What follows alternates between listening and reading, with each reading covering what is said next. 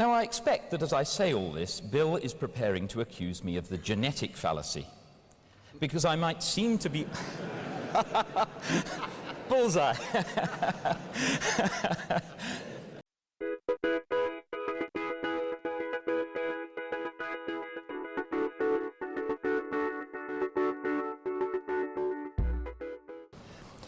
Now, I find it very puzzling how to make sense of this. How can the reality of a moral value depend on God being up there, when God's being up there makes no impact at all on the person who is perceiving and responding to the moral value? I'm not questioning whether a theist might be comforted by the thought that the moral value puts them in tune with the ruler of the universe. Sure. But I don't understand any reason whatever why an atheist cannot believe in objective moral values. And certainly there's no reason why an atheist has to presuppose that humans have no intrinsic value. There are all sorts of things about humans that make them special. We are special, of course we are. You are also of my species, and that might give me a reason to care about you more than I care about others, even if there were nothing special about you. But in fact, there's plenty special about us. We're rational in ways that other animals aren't. And it's quite understandable why one should value that. I mean, I value knowledge, for example, as a philosopher. I think knowledge is a wonderful thing. I think it's valuable in itself. Now, am I going to be able to spell that out in a way that will persuade everybody, or somebody who doesn't see it that way? I'm not sure that I can, but I believe it. But I don't think there being a God up there who is a God of knowledge makes the slightest jot of difference. So I would like an explanation of how it's supposed to. Now, one point that John Lennox made, appealing to the resurrection, was to say that if the resurrection is true, there's a God. That doesn't follow at all. All that follows at most is that there is some supernatural being capable of performing a physical resurrection on a human being. Why should that be omnipotent? Why should that be omniscient? Why should that be perfectly good? It could be a being who's doing it in order to dupe loads of us into having belief in a false religion. Now, even on our doorstep, we're used to this. We have separate communities in Northern Ireland, at each other's throats for centuries, and it's taken a long, long time to bring anything like peace. Years ago, I recall meeting a rather threatening young man who, in an Ulster accent, asked me whether I was a Catholic and a Protestant. I thought, this is all right, I'm an atheist. Yes, but are you a Catholic atheist or a Protestant atheist? Your community defines you, and even if the religion is no longer the primary criterion of membership, had it not been for the religious division in the first place, you would not have had that divided community. You mentioned several times in your presentation and rebuttal about the idea that why didn't God create a perfect world if he was all-knowing and all-seeing? What would that then lead to the argument from perhaps a Christian point of view or a religious point of view about free will? Oh, I think that's an extremely weak argument. The idea that we're most free when there's least evidence seems to me to be extraordinary. If I have a choice between two things, and one of them is something I really like, and the other one I don't, and I choose the one I really like, then surely to goodness that's a free choice. If, on the other hand, I end up, as it were, tossing a coin, that doesn't make it more free, it makes it less free, if anything. When you freely do something standardly, it's because you've got a reason to do it. So if you've got no reason, that's not freedom. Okay, so first of all, a word about progress in philosophy. It's very easy to cast stones at philosophers and say, oh, look at all these problems that you're addressing, they never get solved. It's not actually true. Philosophers do solve problems, but after the problems are solved, they tend to be taken out of the domain of philosophy, and they're no longer called that anymore. So progress by philosophers, if you look back at the 17th and 18th centuries, there's tons of it. Bacon, Galileo, Descartes, Leibniz, Locke, Rousseau, Voltaire, etc. One could go on. Huge strides being made in the political arena, notably, thought about religion, and thought about physical science. Natural philosophers. Of course, we don't now call them natural philosophers. We call them physicists or whatever. But at the time, people were working out how to solve new types of problem. And that's where philosophers come in, where you've got a discipline that is not yet fully formed, where we're not quite sure how to solve the problems, or even what the appropriate methods are. And that's where you will find philosophers particularly working. So if you look back at past generations of philosophers, their successes can be found typically in what are now established disciplines. Yet most religions, including Christianity, would have us believe that our thought can exist quite independently of the brain, unimpaired, even enhanced, after the brain and the whole body have been completely destroyed. Now, if this were true, that our mental capacities could exist quite independently of the physical brain, then one has to wonder what on earth has been going on during evolutionary history. The human brain has been growing larger and larger, demanding huge quantities of calories and nutrients to be developed and maintained, and expanding even to the extent of making childbirth seriously dangerous for human mothers. Yet if our thought takes place in an immaterial soul, which can function perfectly well independently of our physical brain, then it's utterly mysterious why this expensive and dangerous evolutionary progression should have taken place at all.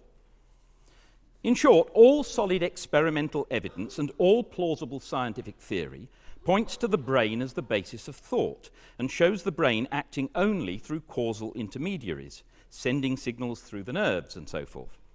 Yet the theistic hypothesis, the claim that there's this immaterial God, claims not only that our thinking self can continue without our physical brains in the supposed afterlife, but also that this supposed immaterial self is made in the image of an infinite immaterial self, which not only is independent of matter, but somehow capable of acting on matter instantaneously, anywhere, doing anything it wishes, and just by the power of thought. This is an extraordinary claim and surely requires extraordinary evidence to make it remotely plausible. To take just one example, it's more than 150 years since Charles Darwin and Alfred Russel Wallace, who incidentally died exactly 100 years ago today, discovered the theory of evolution. Since then, that's been supported by huge amounts of evidence, from paleontology to biogeography to comparative anatomy, even molecular biology. Who possibly, in the 21st century, as an informed person, could deny evolution? And on what basis? Well, we all know, don't we? Intellectual harm can cause moral harm. If you really believe that I have an immortal soul that faces either heavenly bliss or eternal hellfire, depending on my religious commitment when I die, then you might well think that you're doing me a favour if you torture me to make me confess Christianity on my deathbed, as long as it's the right species of Christianity, the one that God favours. Beliefs like this can lead otherwise decent people to do appalling things for the sake of an entirely mythical afterlife. Here are some other beliefs with damaging moral implications.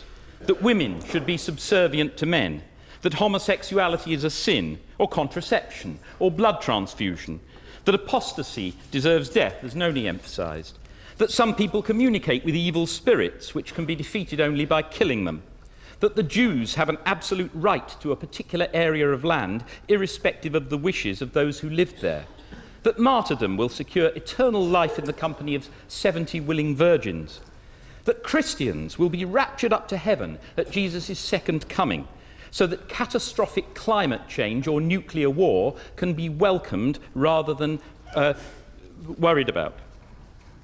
Surely, none of these would be widely held in the 21st century were it not for the pernicious influence of beliefs based on Bronze Age stories and ancient nomadic values, as well as some more recent fantasies.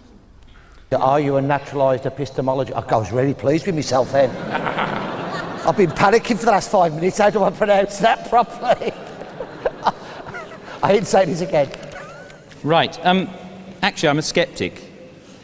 I mean, I'm open-minded, and I'm not dogmatically naturalist. I mean, I think actually naturalism, it's a very... I mean, I think that when you think of somebody who thinks that the only things that exist are physical things, right, it's natural to think in terms of the physics of the 17th and 18th centuries. So we think of things as made of solid matter bashing around into each other. And then you think, well, wait a minute, modern physics isn't at all like that. So what is a natural property when you start getting weird quantum things? And I'm not sure that, I don't see that it's easy to divide things up in this way. Science evolves. What I am committed to is empiricism. We learn from experience what does what. And as we learn that, our theories they develop and often get more complex and further away from intuition. I mean, the appeal to rational intuition, I mean, the trouble is, so-called rational intuition has led people so astray. I mean, look, event A is simultaneous with event B is simultaneous with event C. It follows, doesn't it, by rational intuition, that event A is simultaneous with event C. Yeah, and then Einstein comes along with special relativity. And then we find that evidence actually supports it. And the similar points can be made about quantum mechanics. I think, as I say, experience trumps claims to intuition. Likewise, when it's argued that if the physical universe had a cause, this must be an immaterial mind.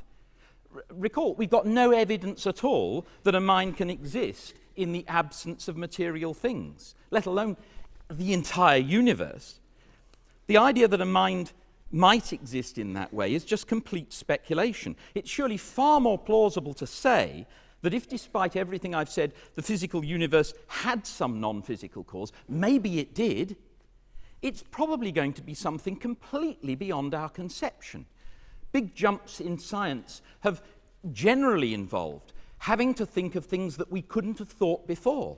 Think of quantum mechanics. Think of the bending of space in relativity theory. How likely is it that the first thing that comes to the primitive mind, namely an agent who did it, is going to be the answer to our most difficult scientific questions?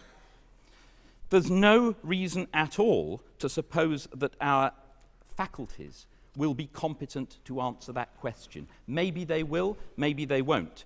And I want here as well to answer something that John Lennox suggested, which is that we have to believe in God in order to believe in the comprehensibility of the universe.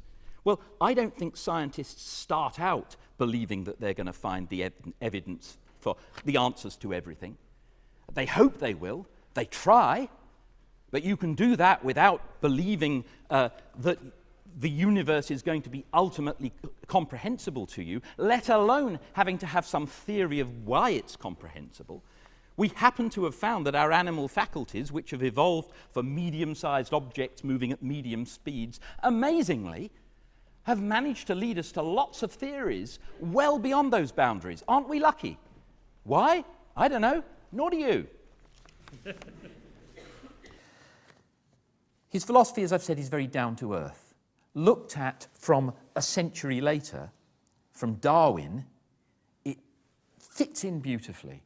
Darwin was reading Hume at the time when he came up with the theory of evolution, and that's not a surprise. Essentially, what he's saying is we're clever animals, we're not fallen angels. And so this is, again, why he's such a modern philosopher, one who still speaks to us. Finally, he's left an enormous amount of unfinished business. Lots of problems raised by Hume are still there, and not least, problems about objectivity. I mean, Hume undermines the traditional basis for lots of beliefs, but he still thinks there is objectivity in our beliefs. Both in science, he thinks there are good ways of doing science and bad ways, and he's very critical of pseudoscience, sophistry and illusion. He would be undoubtedly extremely critical of New Age stuff and that sort of thing. So he's very anti-superstition. But he thinks science is possible. Do it in the right way. But there is a question how we can justify that, how can we see that as objective in the light of his criticisms. Likewise, morality and aesthetics. He thinks there are rational ways of thinking about morality and about beauty. He thinks we are able to get a kind of objectivity there. And philosophers still are trying to grapple with this, to make sense of a world in which The assumptions that Hume was challenging have now largely been blown apart. We're still trying to build things up in a Humean way to give an alternative account of all those things. Thank you.